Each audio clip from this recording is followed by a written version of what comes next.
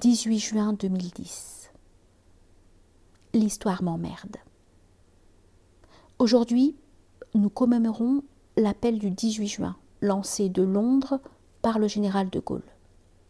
Voici 70 ans, la France était défaite, dans ses armes comme dans ses âmes. Un pacifisme de mauvais aloi l'avait emporté, tandis que M. Hitler réglait dans le sang l'affaire polonaise, au nom de laquelle nous lui avions déclaré la guerre. Nous avions attendu de septembre 1939 à mai 1940 qu'il fût en mesure de rassembler ses forces sur les rives du Rhin et de déferler sur notre territoire.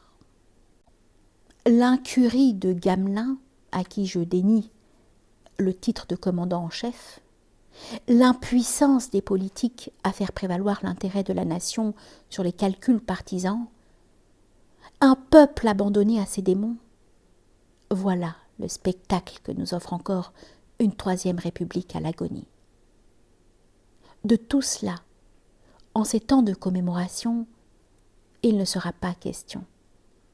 On exalte le sursaut sans oser s'interroger sur le déclin.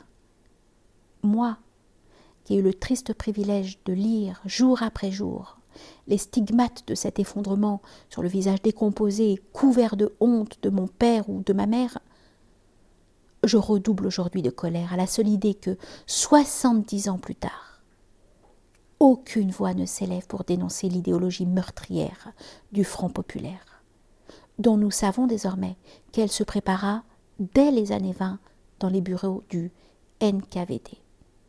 Et pour rappeler la trahison du Parti communiste, si lié à l'Union soviétique, il se rangea du côté de l'Allemagne dès la signature du pacte germano-soviétique.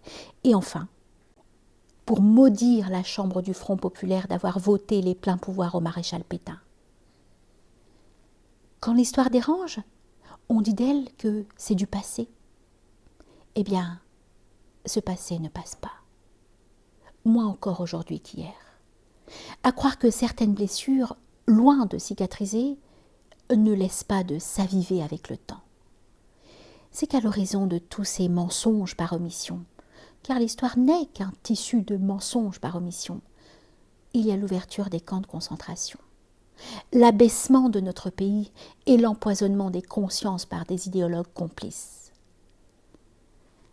J'aurais voulu ne jamais voir des ouvriers danser dans des cours d'usine, pendant que les ouvriers allemands travaillaient au réarmement de leur pays.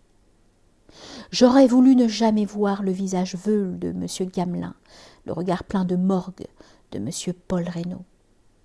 Rêve d'enfant, peut-être. Mais l'homme d'âge que je suis devenu porte sur ses épaules cet enfant-là et continue de partager ses rêves. Oui, l'histoire m'emmerde. Elle n'est qu'une idéologie funeste. Comme la science, elle ne pense pas.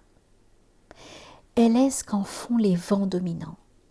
J'ai souvent dit d'elle qu'elle était un discours au présent sur des choses passées. Autant préciser qu'elle répond aux nécessités politiques du moment. Ne pas déranger les bonnes consciences par une recherche de la vérité des causes. Transformer l'incurie en fatalité, tout cela. N'est-il pas aussi ridicule que de voir M. Paul Reynaud, président du Conseil, aller à Notre-Dame de Paris, assister à la messe et invoquer Sainte Geneviève, patronne de Paris? En tout cas, tout cela se paierait de 4 années d'humiliation, de privation, de lâcheté, de petitesse. Pauvre France, vois ce qui fut fait en ton nom. Pauvre peuple, vois quel mensonge recouvre ton courage.